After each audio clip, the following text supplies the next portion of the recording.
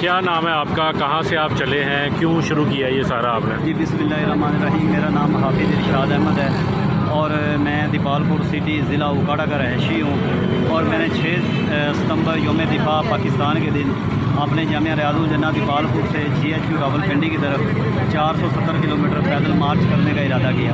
میرا مارچ کرنے کا مقصد شہدائے پاکستان کو خراج عقیدت پیش کرنا ہے کہ جن کی شہادتوں کی نسبت آج ہم ایک آزادانہ ملک میں ایک آزادانہ زندگی بسر کر رہے ہیں۔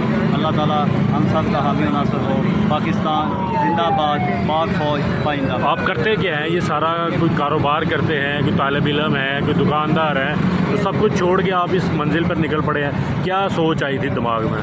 سر الحمدللہ میں تاجر ہوں، میری یعنی کہ شاپ ہے پینٹ کی۔ اس کے علاوہ میں نے ابھی حال ہی میں یعنی کہ 21 اگست کو میرا LLB سیکنڈ ایئر کا لاسٹ پیپر ہوا ہے، تو یہ میرا ایک جذبہ تھا، ایک جنون تھا